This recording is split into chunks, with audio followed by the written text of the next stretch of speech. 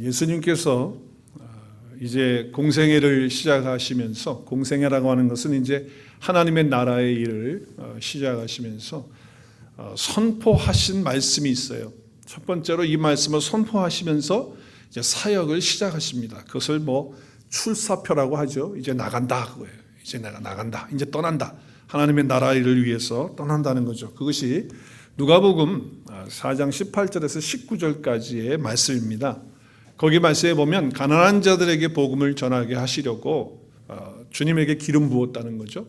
그리고 이제 포로된 자에게 자유를, 눈먼 자에게 다시 보게 함을, 그리고 눌린 자에게 자유롭게 하고 주의 은혜의 주빌리죠. 은혜의 희년을 전파하게. 희년이라고 하는 것은 50년 만에 모든 것을 다 풀어주는 걸 말하는 거예요.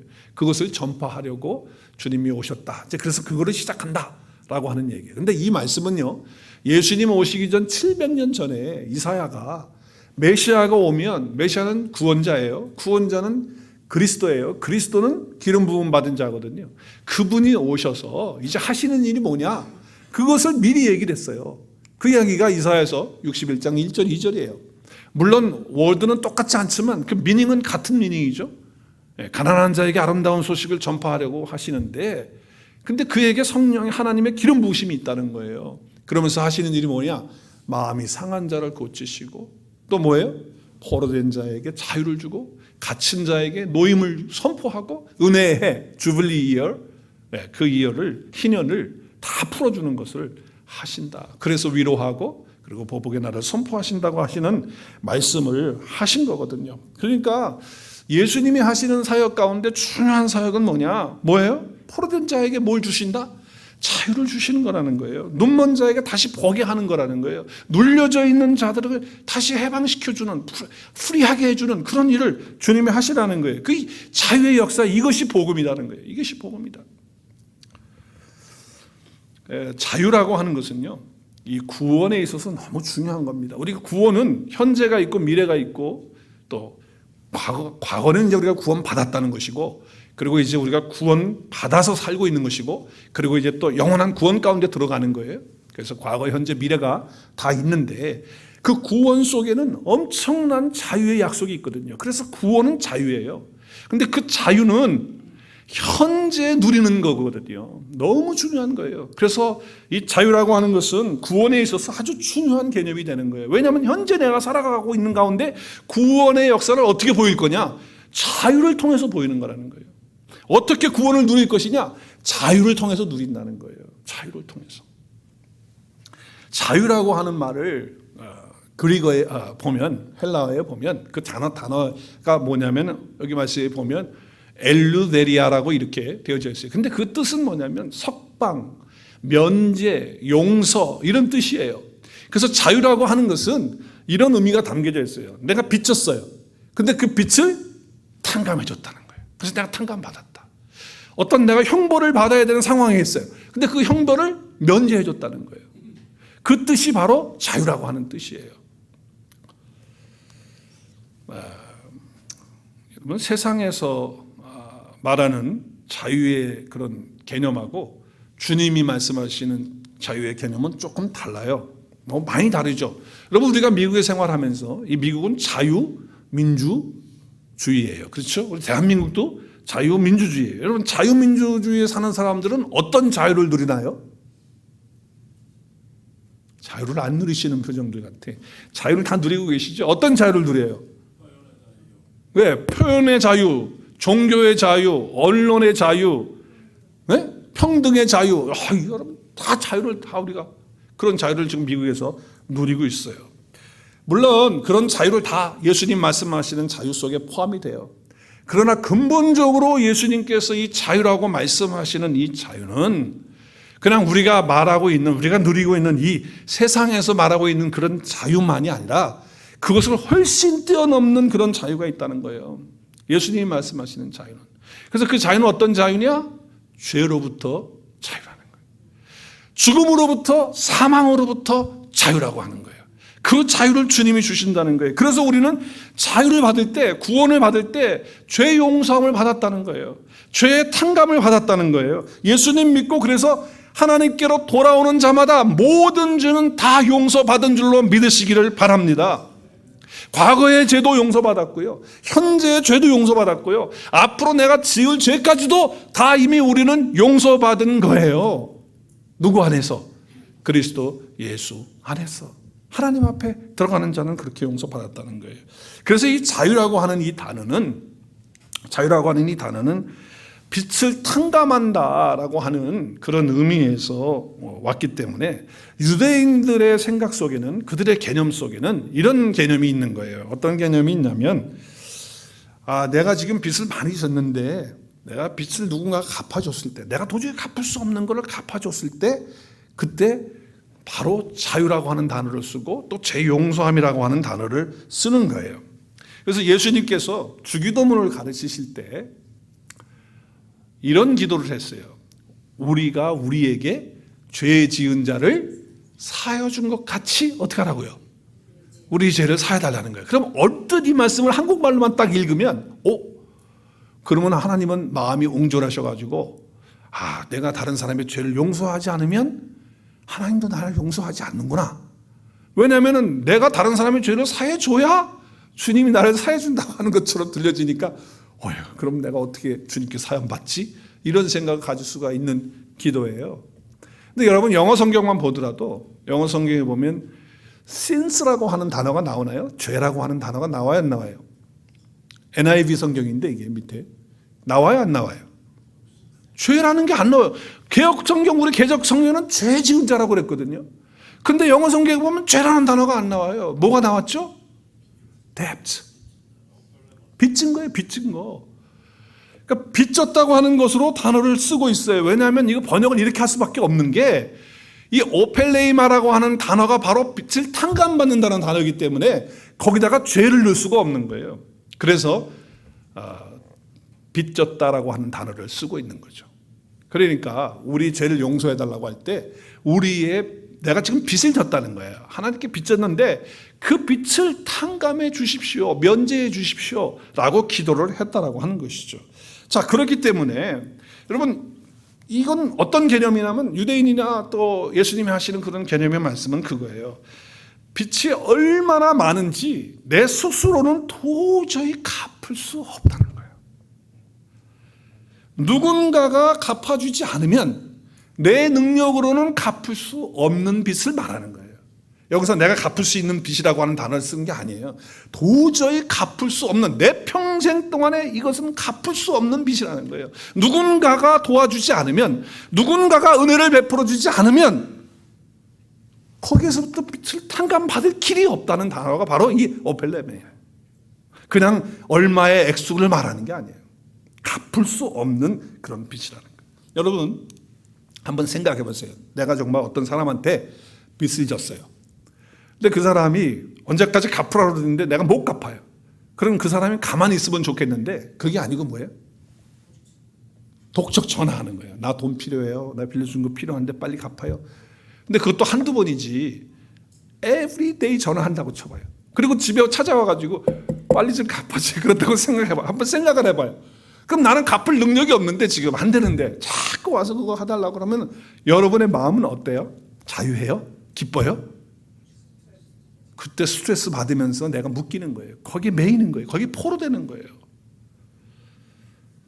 그런데 사랑하는 친구가 내가 그렇게 괴로워하는 걸 알고, 내가 갚을 수 없는 걸 알고 도와줬어. 그래서 그 값을 지불해서 탕감해줬어. 그러면 내가 어떻겠어요? 너무 기쁨이 오겠죠? 자유가 오겠죠? 왜냐하면 내가 도저히 내 힘으로는 할 수 없는 건데 사랑하는 친구가 와서 갚아줬을 때 그 기쁨과 그 은혜는 이루 말할 수 없다라고 하는 거예요. 그때 오는 것이 자유라는 거예요. 자유. 그것이 죄사함의 은혜라는 거죠. 이런 자유로움으로 사는 사람이 누구냐? 누구예요? 바로 예수 그리스도 안에서 구원받은 하나님의 자녀라는 거예요. 할렐루야. 모든 죄에서 용서받고 모든 죄에서 탕감받았다는 거예요. 내가 갚을 수 없는 거예요. 그 갚을 수 없는 빚이에요. 그런데 예수님께서 갚아주셔서, 어떻게 갚아주셨어요? 생명의 값으로 갚아주신 거예요. 자, 그래서 죄로 인해서 우리는 저주받고 치욕받고 그리고 멸망받아야 되는데 그렇게 포로되어져 있는 난데 자유를 누리고 있지 못하는 난데 그것을 이제 복음을 전해서 예수님이 복음을 전포해서 자유를 주시는 거예요. 자, 그러니까 여러분 오늘 말씀을 들으면서 그렇구나. 내가 포로된 자였다는 것, 눈먼 자였다는 것, 내가 눌려져 있었던 자였다는 것, 이것을 알아야 된다는 거예요. 이것을 알아야 돼요. 그래서 복음을 선포하는 거예요. 근데 만약에 예수님이 이 복음을 전하는데 나는 포로된 적이 없는데 그리고 나는 포로하고 관계가 없는데 왜 저분은 뭐 포로에서 자유를 준다고 그러지? 아니 나는 멀쩡히 눈 뜨고 다 지금 보고 있는데 뭐 눈을 뜨게 해준다고 그래? 무슨 소리 하는 거야? 아니 그리고 지금 난 눌려가지고 있는 것도 아니고 난 지금 편하게 뭐 언론의 자유 속에서 뭐 이렇게 뭐 제재 안 받고 내가 열심히 뭘 눌려 있다는 거야? 이렇게 생각하는 사람은 예수님께서 전하시는 이 복음의 말씀이 마음에 와 닿아지면서 마음이 열려가지고 그걸 받아들이고 믿겠어요? 안 믿는 거예요. 안 받아들일 수밖에 없죠. 어떻게 받아들이겠어요? 자기가 매인 적도 없고 묶인 적도 없고 포로된 적도 없고 눈이 감아진 적도 없고 지금 다 그러는데 뭘 저런 얘기를 하나 그럴 거 아니에요. 여러분이 바로 예수님 당시에 유대인들이 그랬던 거예요.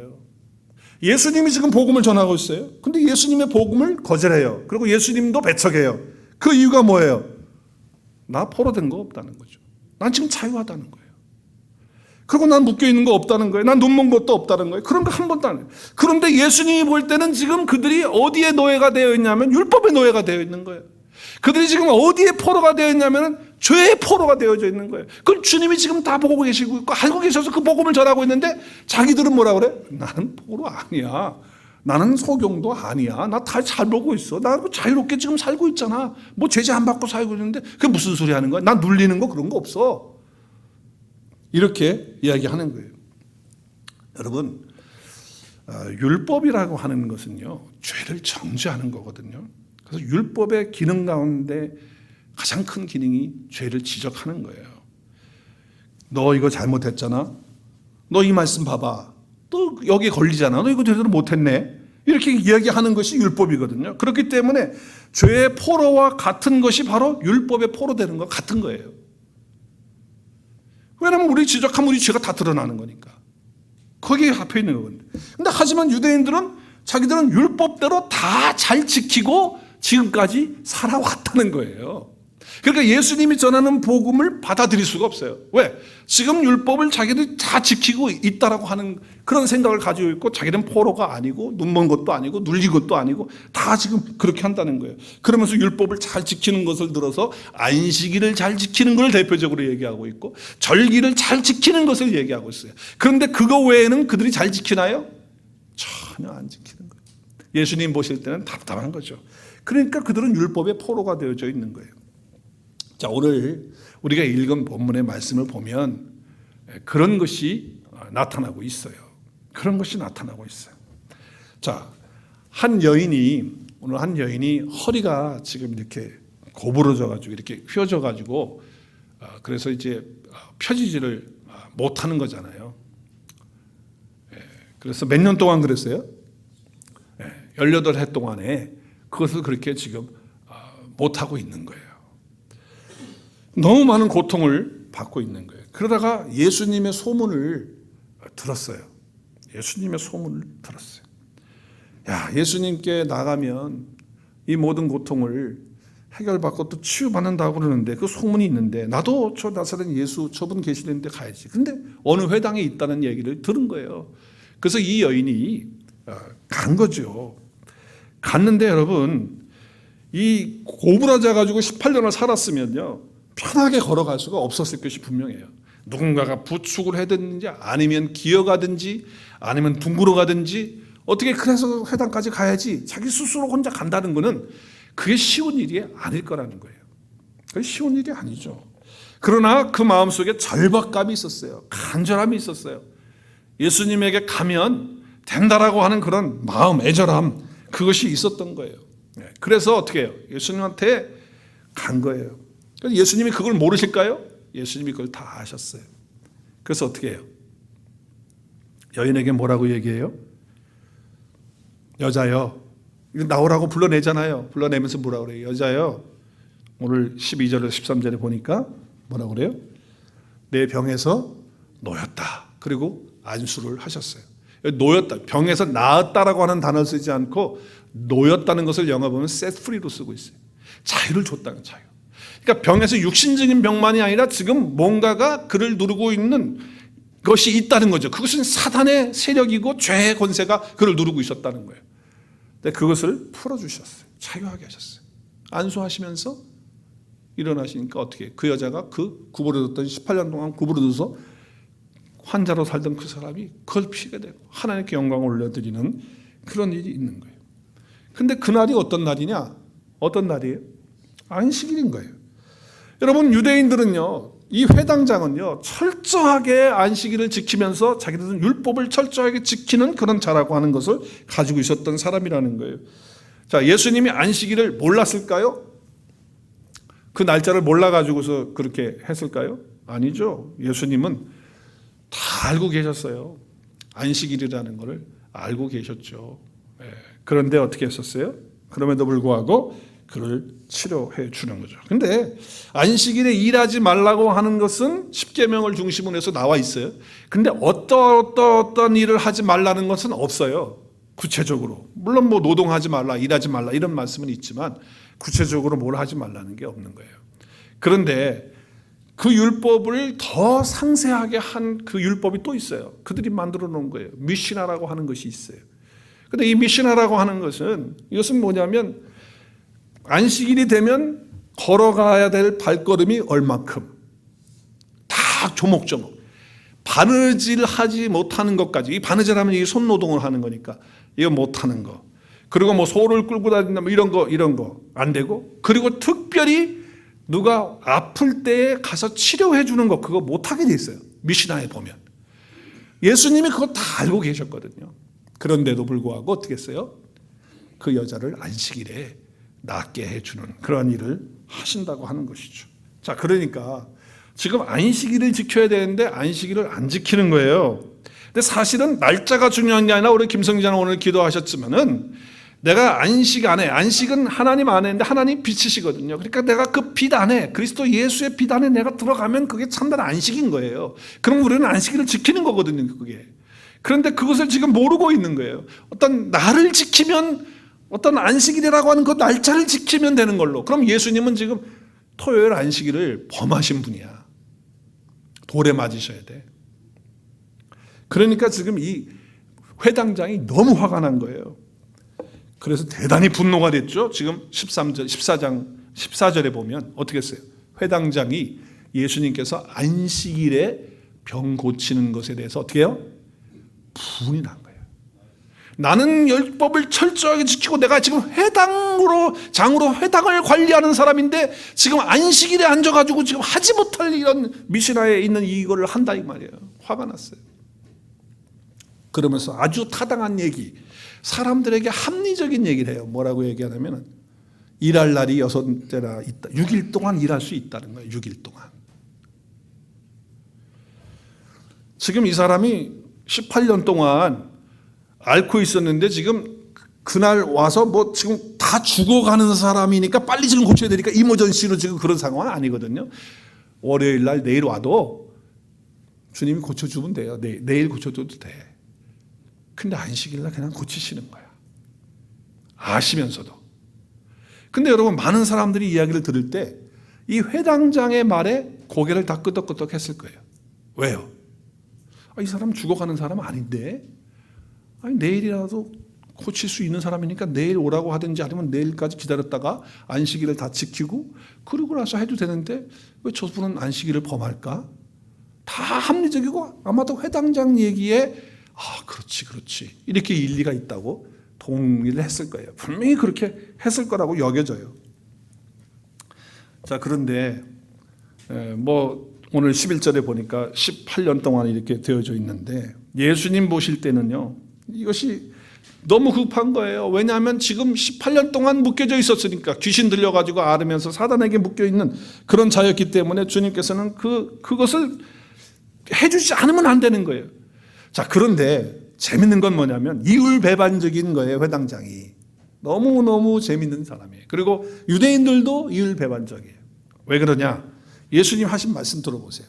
뭐라고 그러냐면은 예수님이 그들을 향해서 외식하는 자들아 이렇게 얘기했어요.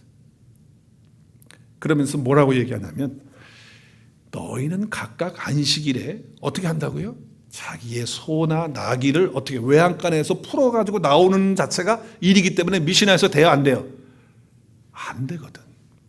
근데 자기의 양 떼고 자기의 소니까 귀중하잖아. 목말라 죽으면 안 되잖아. 그러니까 안식일에도 어떻게 해요? 끌고 와가지고 어떻게 한다고요? 물을 먹이러 가는 거야.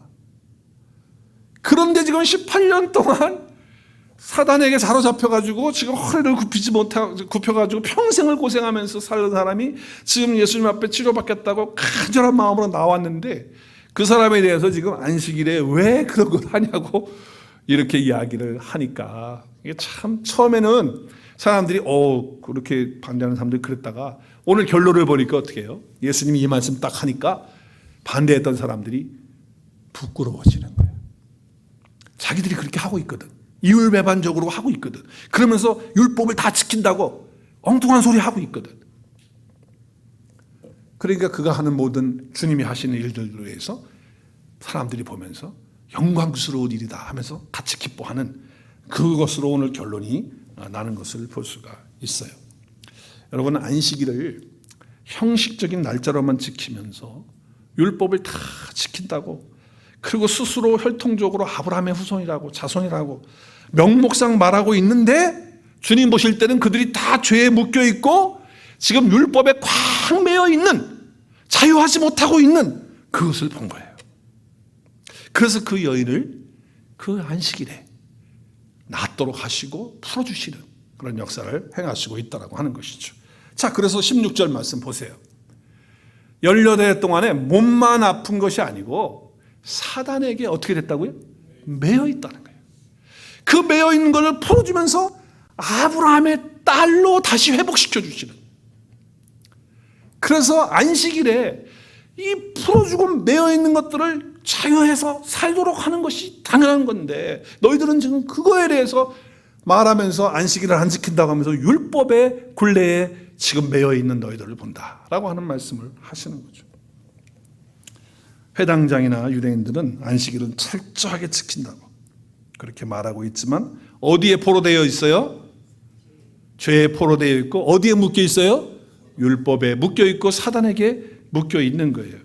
여러분, 하나님이 율법을 주신 가장 중요한 이유 가운데 하나는 뭘까요?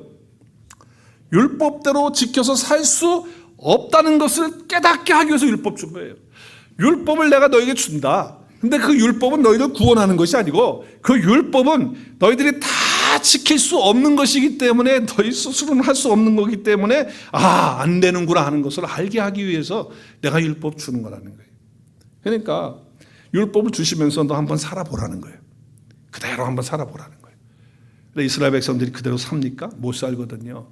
지금 유대인들이나 종교 지도자들이나 그리고 그 당시에 있었던 이 회당장이나 이 사람들이 율법을 다 지킵니까?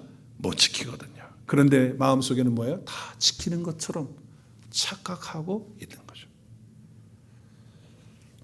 절대로 그렇게 살 수 없다는 거예요. 아무리 다 지키면서 살려고 발버둥을 쳐도 살 수 없구나. 야, 나는 그렇게 살 수 없는 존재구나 하는 것을 절감하게 만드는 거예요. 그래서 절망케 하는 거예요. 그게 율법의 목적이거든요. 그래서 어떻게 해요? 야, 나는 내 힘으로 율법을 다 지킬 수 없구나. 그래서 내가 하나님 앞에 손 들고 오라는 거예요. 그러면 하나님은 어떻게 하시겠다는 거예요? 내가 해주겠다는 거예요. 내가 해주겠다. 이것이 복음이고 은혜인 줄로 믿으시길 바랍니다. 여러분, 내가 못하는 거거든요. 안 되는 거거든요. 나는 지금 묶여 있거든요. 나는 지금 포로되어 있거든요. 그것을 알고 손 들고 주님 나를 풀어주시고 주님 나를 도와주세요 라고 하면 주님이 도와주시겠다, 풀어주시겠다 라고 하는 것이 복음이고 은혜라는 거예요. 그러니까 너는 못하니까 누구한테 오라? 나한테 오라. 나를 바라보라. 나를 믿어라. 나를 신뢰하라 라고 하는 것이에요. 다 지키려고 애를 썼지만 마음대로 안 된다는 거죠. 어떤 때는요, 마음이 정말 이렇게 무너질 때가 있어요. 근데 여러분도 그럴 때가 있잖아요. 나 이것밖에 안 되나? 내가 신앙생활을 이렇게 오래 하고 교회 생활을 오래 하고 내 직분까지 갖고 있는 사람인데 내가 고작 이것밖에 안 돼? 이럴 때가 있거든요. 근데 그것을 갖다가 율법에 포장을 해가지고 잘하는 것처럼 그렇게 할 때가 있지 않아요? 저도 그럴 때가 있어요. 너 목사 된 지가 언젠데 너 지금까지도 목사가 그러고 있냐? 이럴 때가 있어요. 그럴 때 우리는 나 자신을 딱 보는 순간 절망해가지고 쓰러져가지고 일어나지도 못해. 여러분, 바울도요 똑같은 걸 경험한 거예요.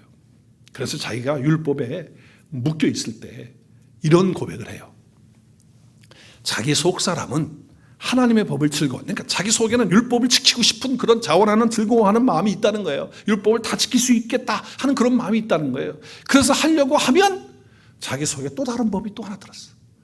그래서 내 마음의 법과 내 육체의 법이 서로 싸워가지고서 막 하는데 뒤돌아보면 결국 누가 이겼어요? 마음의 법이 이긴 게 아니고 육체의 법이 이긴 거예요. 그러니까 나는 그대로 살 수 있을 것 같아서 해봤는데 그것이 안 되는 거예요. 그러면 결론은 뭐냐? 24절에 오라 나는 곤고한 사람이다. 이 사망의 몸에서 누가 나를 건져서 나를 자유하게 하고 해방할 수 있을까? 나는 못하는데 누가 해줄까? 주님밖에 없다. 주님밖에 없다는 거예요. 내가 수십 년 이렇게 신앙생활하면서 너무 그러니까 어떻게 우리는 순간마다 내 마음의 법과 육체의 법이 싸워서 내가 율법을 지키지 못하는 그런 것들을 볼 때마다 좌절하고 쓰러지고 넘어지는 것이 아니라 나를 다시 자유롭게 해줄 수 있는 그분을 바라보고 그분을 소망하고 그분을 붙드는 길만이 살 길이라는 거예요. 그거예요. 그래서 두 가지 법이 있다는 거예요. 괴로운 시절을 지났어요. 율법의 포로가 돼가지고 바울이 그렇게 살았다는 거예요. 그런데 결국 자유롭게 할 수 있는 답을 찾았다고 말씀하죠. 그것이 바로 8장 1절 2절에 이것을 우리가 선포했으면 좋겠어요. 시작. 그러므로 이제 그리스도 예수 안에 있는 자에게는 결코 정죄함이 없나니 이는 그리스도 예수 안에 서 있는 생명의 성령의 법이 죄와 사망의 법에서 나를 해방하였다. 할렐루야. 이제는 성령을 따라서 그리스도 예수 안에 있게 되니까, 그리스도 예수를 바라보니까, 그분을 붙드니까, 이제 그분이 하시니까 이게 돼가지고 자유가 오는 거예요. 거기에 해방이 오는 거라는 거예요. 묶였던 것이 풀려진다는 거예요. 풀려진다는 거예요. 여기 지금 18년 동안 허리 꼬부라진 이 사람은 몸만 그렇게 된 게 아니라 오늘 주님 말씀하시잖아요. 죄의 송두리째 사로잡혀가지고 묶여 있었던 18년 동안 그렇게 묶여 있었던 사람인데 주님께서 자유를 주시는 거거든요. 그래서 치료의 행위만이 아니라 하나님의 딸로 묶여 있던 것을 풀어주시면서 참된 자유를 주시는 주님의 말씀이 오늘 말씀인 거예요. 여기서 중요한 것이 뭐냐? 우리가 살아가면서 우리한테 심각한 문제가 뭐냐면 언제든지 우리는 죄에 매일 수 있다. 우리는 그리스도 예수 안에 있으면서도 불구하고 그게 어떤 문제가 있는 거예요? 불구하고 우리 속에 늘 이 죄에 묶일 수 있고 율법에 이렇게 포로가 될 수 있는 위험성이 항상 있다라고 하는 것을 우리는 알아야 된다는 거예요. 그래서 여러분 모든 종류의 그런 묶임이 있을 수 있다는 거예요. 뭐 사람들과의 갈등, 또 스스로 떳떳하지 못한 거, 과거에 내가 부끄럽게 살았던 그런 어떤 모자란 거, 실수한 거, 넘어졌던 것들, 이런 것들 자꾸 나오거든요. 나를 묶고 있는 거예요. 과거의 기억들, 또 영적으로 무지했던 것들, 이런 것들 때문에 막 절망스럽고 우울하고 막 이렇게 되어지는 때가 있거든요. 그럴 때는 베어지는 거예요. 그리스도 예수 안에 있으면서도 불구하고 자꾸 그렇게 되어지는 성향으로 가려고 할 때 답답하잖아요. 그렇죠? 얼마나 답답해요. 근데 그거를 좀 우리가 알아요. 거기에서는요, 진짜 행복 없어요. 자유가 없어요. 여러분 성경에 보면 병자들을 말할 때 얼마 동안 아팠다고 하는 것을 자꾸 예수님이 얘기를 해요. 왜 얘기를 할까요? 자, 혈루병 걸려가지고서 고생을 했던 분이 예수님 옷자락 만져가지고 나왔어요. 그 피가 멈췄어요. 몇 년 동안 그 고생을 했다고 나와요? 12년 동안. 그걸 왜 밝히냐고 거기다가. 또 베데스다 연못에서 먼저 들어가려고 거기 누워 있는 거예요. 근데 못 들어가. 왜냐하면 자기는 너무 아파가지고 일어나지도 못하니까 누가 자기를 들어다가 놔줘야 되는데 못 가는 거예요. 근데 거기에 몇 년 동안 들어오고 있었다고 얘기를 해요. 38년. 아니, 왜 자꾸 연수를 거다 넣냐고요. 오늘 이 여인은 몇 년이에요? 아니, 그냥 허리 꼬부라져서 고생했다라고 하는데 왜 연수를 자꾸 넣냐고. 왜 그럴까요? 그만큼 뭐 상급을 네가 아픈 거 이만큼 했으니까 내가 알아주겠다. 그거예요? 예수님이 지금 그거 하는 거예요? 아니잖아요. 왜 자꾸 연수를 거기다가 넣는 거죠? 왜 연수를 넣어요? 이유가 뭐라고 여러분 생각하세요? 그것은요, 아무리 오래된 것이라 할지라도 그것은 훈장이 될 수가 없어요. 그렇죠? 그것 가지고 뭐 훈장 다 왔다고 그렇게 되는 게 아니잖아요. 연수를 강조하는 이유는 정말 아무리 그렇게 오래 묶여 있었던 것이라고 할지라도 예수 그리스도 앞에 오면 복음의 말씀을 제대로 깨닫고 받아들이게 되면 풀려지는 역사가 있다라고 하는 것을 알려주기 위한 줄로 믿습니다. 아무리 오래된 것이라도 포기할 수 없다는 거예요. 예수님 앞에 나오면 된다는 거예요. 결국 답은 한 가지, 매매에서 풀려나올 수 있는 것은 예수 그리스도 앞에 나오면 된다는 거예요. 어떻게 나오면 됩니까? 이 여인이 뭐 기어 나왔는지 뒹굴어 가지고 왔는지 아니면 사람들의 부축을 받아서 왔는지 모르겠지만은 하여튼 예수님 앞에 온 거 아니겠어요. 자, 이제 우리 말씀을 통해서 보면 아무리 힘들어도 욕을 먹어도 정말 우리 묶여 있는 것들 먼저 알아야 되고요. 그래서 알았다고 한다면 예수 그리스도께 와서 풀어야 돼요.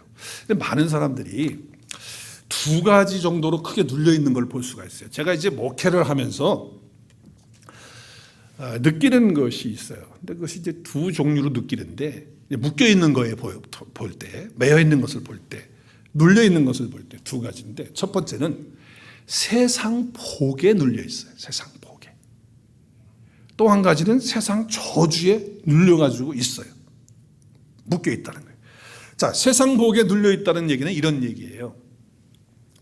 제가 이제 목회를 하다 보니까 신방 요청을 받기도 하고 또 내가 신방을 가겠다고 얘기를 해서 신방을 가요. 신방이라는 것은 이제 집에 내가 비지팅 하는 거 아니에요? 집에 이제 찾아가서 예배도 드려주고 이제 그렇게 하는데, 어느 분은 신방을 완강하게 거절하는 분들이 있어요. 근데 종류가 여러 가지가 있어요.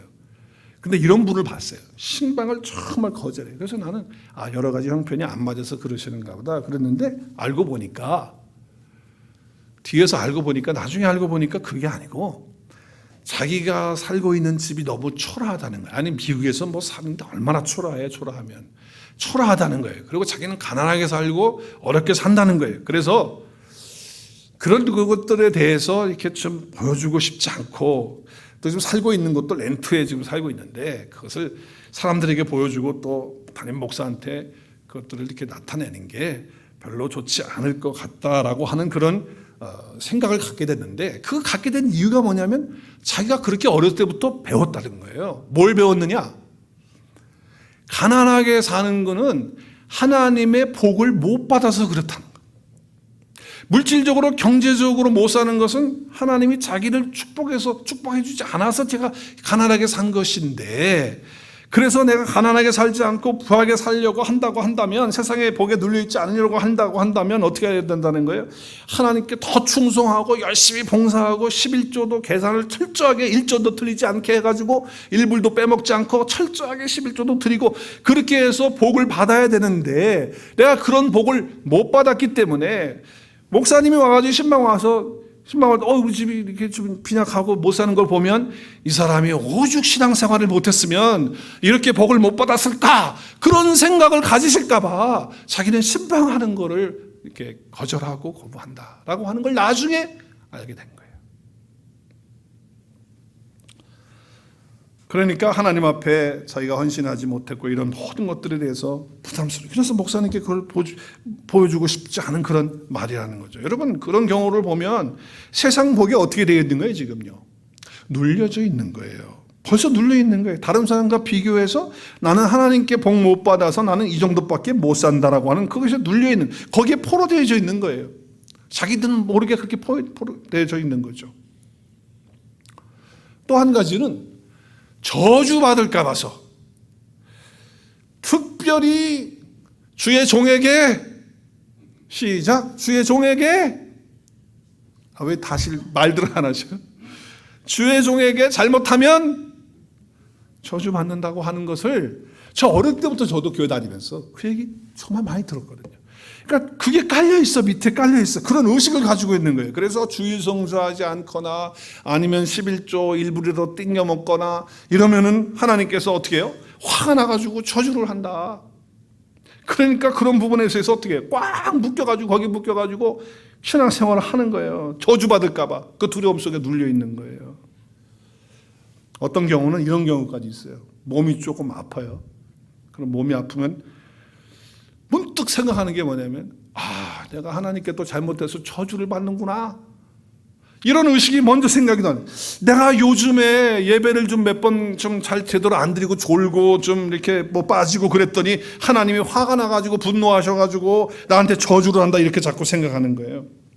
어떤 분은 교회에 있는 분인데 갑자기 병에 걸렸는데 병명도 모르는 병이 걸렸어요. 의사들도 무슨 병인지 몰라. 막 앓고 있는데 그런데 어느 권사가 한다는 얘기가 우리 교회 얘기가 아니에요. 어느 권사가 한다는 얘기가 나쁜 얘기, 그 사람에 대한 나쁜 얘기를 어떻게 잘 아는지 히스토리를 쭉 얘기를 하면서 그렇게 했기 때문에 저주받아서 저렇다고 말이죠. 그 얘기 듣는 순간 제가 뒤집어질 뻔했어요. 뒤로 자빠질 뻔했어요. 여러분, 하나님이 그런 하나님입니까? 복음이 그런 복음입니까? 여러분, 그런 현상이 나타나는 이유는 뭐예요? 세상적인 복을 못 받아서 내가 가난하게 된 것은 세상 복을 못 받았는데 그것은 내가 신앙생활을 철저하게 잘못해서 그래가지고서 하나님 날 저주해가지고 내가 가난하게 산다. 거기에 묶여 있든지 아니면 뭐가 조금 어렵고 힘들지만 하나님이 나를 저주해서 나에게 이렇게 힘든 걸 줘가지고 이렇게 했다라고 하는 그런 식으로 신앙생활하는 것은요, 복음을 잘 모르기 때문에 그런 거예요. 예수 그리스도 안에 있다는 것이 무엇인지 모르는 거예요. 자기는 복음을 안다 그러고 나 예수를 믿는다고 하지만 실제적으로 복음을 모르고 있기 때문에 그렇다는 거죠. 예수님이 우리를 구원하신 것은 이 모든 것에서 자유를 주시기 위해서 구원하신 줄로 믿으시기를 바랍니다. 이미 우리는 그 모든 죄에서 다 용서받으셨어요. 하나님이 정죄하지 않으신다고 하는데 왜 자꾸 저주를 한다고 하고 하나님이 나에게 축복을 안 주신다고 하고 왜 자꾸 그렇게 이미 우리는 죄 용서함 받고 구원받고 하나님의 나라를 상속받았다고 한다면 세상에서 가장 큰 복을 받은 사람인 줄로 믿으시기를 바랍니다. 정말 다 받았잖아. 그런데 뭐 세상에 물질 조금 못 받았다고 그래가지고 거기에 매여가지고 있고 조금만 일 안 되면은 하나님이 나를 사랑하지 않나 봐, 나를 저주하나 봐, 나에게 화를 내나 봐, 뭐 이런 생각하면서 왜 거기에 묶여 있느냐 말이에요. 눌려 있는 거잖아요. 이게 포로되어 있는 거예요. 신앙생활을 어떻게 하는 거예요? 복음 가지고 생활하잖아요. 그렇게 생각하면 되겠어요? 내가 하나님의 자녀인데 어떻게 그러세요? 하나님의 자녀에게 하나님이 그렇게 째짜게 하시는 분입니까? 갈라디아서 3장 13절 우리 적어놓으세요. 오늘 화면에 안 뜨네. 3장 13절 그리스도께서 우리를 위하여 저주받은 바 되사 누가 나를 위해서 저주받으셨어요? 그리스도께서 나 대신 저주를 다 받으셨어요. 그래서 율법의 그 저주라는 건 뭐예요? 내가 율법대로 다 살지 못하는 거 그거를 예수님이 다 십자가에서 해결하셨어요. 할렐루야. 그래서 우리 자유한 거거든요. 갈라디아서 3장 13절 말씀 모든 저주에서 우리를 해방시키시고 속량하셨다는 거예요. 물질적으로 가난한 것은 저주받은 거예요? 아니에요. 병든 것이 저주받은 거예요? 아니에요. 그러면 여러분 가난한 목사는 다 저주받은 목사네요. 할렐루야. 여러분 어떤 목사님은 목회하다가 병들어 돌아가셔요. 저주받은 목사예요? 성경은 그렇게 말하지 않는다는 거잖아요. 그래서 우리가 모든 것에서 자유한다라고 하는 것. 그리스도 예수 안에 내가 있다고 한다면 내가 복음을 깨닫고 복음이 내 안에 있다고 한다면 우리는 모든 것에서 자유한 사람이다. 그래서 예수님이 십자가에서 죽으시고 율법의 모든 지키지 못하는 것을 예수님이 다 이루시고 끝낸 거예요. 이 은혜를, 이 자유를, 이 매임에서 풀어주시는 이 은혜와 자유를 여러분 이제 마음껏 누리실 수 있기를 주의 이름으로 축복합니다. 어디에도 매이지 마세요. 어디에도 묶이지 마세요. 어디에도 포로되면 안 돼요. 그렇기 때문에 성령님께 여러분 기도하실 때 이렇게 기도하셔야 돼요. 혹시 내가 그리스도 예수 안에 있으면서도 죄에 매여 있고 율법에 매여 있고 또 어떤 다른 것에 매여 있는 것들은 없는지 주님, 성령님 나로 하여금 이것을 보게 하시고 알게 하셔서 다시 그런 상황 속에 또 그런 묶이는 상황 속에 있지 않도록, 거기 잡혀 있지 않도록 주님 도와주시고 이제 다시 예수 그리스도를 바라보고 복음 안으로 들어가겠습니다 라고 성령님 의지하고 기도하실 수 있기를 주의 이름으로 축복합니다. 너무나도 많은 사람들이 감정에 묶여 있어요. 저는 깜짝 놀라요. 정말 그래요. 굉장히 또 쓸쓸하다네. 어떤 분은 고독하다 그래요. 거기 묶여 있어요. 어떤 사람은 나는 내 마음만 먹으면 다 할 수 있다고 하는 식으로 얘기하는데 천만에 그거 안 돼요.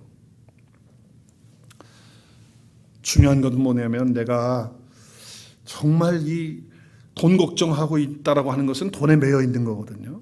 아무리 우리가 복음 안에서 한 거 있다고 하면서 내 마음속에 탐심으로 막 있어가지고 있다고 한다면요, 거긴 그 돈에 매여 있는 거예요. 묶여 있는 거예요. 포로된 거예요 이미. 어떤 분은 사람과의 관계에, 어떤 분은 질병에, 또 요즘에는 어떤 분은 유튜브, 하루라도 유튜브 안 보면 손이 떨리는 거예요 요즘에는. 막 애들이 뭐 요새 핸드폰 하루 안 주고 핸드폰 뭐 금식할, 핸드폰 금식 있어요. 셀러폰 금식. 그래서 하루 금식하면 애들이 뭐 감당이 안 되는 거예요. 막 어떻게 해야 될지 모르는 거예요. 그거 다 묶여있고 포로된 거예요. 지금 그게 날 다 끌고 가고 있지 않아요? 우리 한번 냉철하게 생각해 보자는 거예요. 어떤 분은 트라우마에 빠져가지고 있고, 예수 믿는다고 하면서 말이죠, 거기에 매여가지고. 어떤 분은 술에, 어떤 분은 담배에, 어떤 분은 또 여자의 예수 안에 있다고 하면서도 말이죠, 성적으로 막 이상해지고 매여 있는 거잖아요. 그러니까 첫 번째는 뭐냐? 성령님, 나로 하여금 매여 있는 것이 있는지 없는지 살펴보게 하시고 나를 알게 하셔 주십시오. 그리고 그것이 있다고 한다면 예수 그리스도 앞에 성령을 의지하고 그 복음 안으로 내가 깊이 들어가고 그분 예수님을 붙들고 나갈 수 있게 해 주옵소서. 이렇게 하는 삶이 필요하다는 거예요. 그때 십자가의 능력이 우리 가운데 임하는 줄로 믿습니다. 그래서 우리가 다시 주께서 주시는 자유가 우리 가운데 있게 되는 거예요. 여러분, 그래서 진리가 오면, 진리는 뭐예요? 말씀이에요. 예수님이에요. 그분 안에 우리가 들어가면 자유로워지는 거예요. 다시 그래서 자유를 누려야 돼요. 또 성령님께서 우리가 안에 계시면 어떻게 돼요? 그분이 우리를 자유케 하는 거예요. 그래서 우리가 성령님 의지해야 되고요, 주의 말씀 붙들고 나가야 되는 거예요. 복음의 결과는 돈 많이 버는 것이죠. 할렐루야. 복음의 결과는 매임에서 풀리는 것인 줄로 믿으시기를 바랍니다. 어떤 것에서 우리는 매일 수 없는 거예요. 어떤 것에서 우리는 포로될 수 없는 거예요. 이미 예수 그리스도 안에서 자유를 주었기 때문에, 주님이 허락하셨기 때문에 확실히 믿으실 수 있길 바라요. 주님 앞에 나오기만 하면 되는 거예요. 여러분, 오늘 이 여인이 둥글면서 주님 앞에 왔는지, 회당으로 왔는지, 막 기어가지고서 왔는지, 아니면 사람들 불러가지고 나 좀 도와달라고 데려달라고 해서 왔는지, 정말 그렇게 왔기 때문에 자유함을 누리는 거 아니에요? 우리가 순간순간마다 나를 묶는 것이 있을 때마다 예수 그리스도 앞으로 나오실 수 있기를 바랍니다. 그 말씀 앞으로 나오시고 성령님을 의지하고 성령님을 구하고 성령님께 도움을 청하는 그런 우리의 삶이 있어야 된다는 거예요. 그럴 때 주님께서 우리에게 허락하신 놀라우신 은혜를 주시는 거예요. 예배의 자리에 나오셔야 돼요. 말씀의 자리에 나오셔야 되고요. 그때 우리에게 주시는 그 자유를 다시 한번 맛보고 누리는 축복이 있게 될 것입니다. 그 자유를 증거하고 선포하는 저와 여러분의 삶 될 수 있기를 우리 주님 예수님의 이름으로 축원합니다.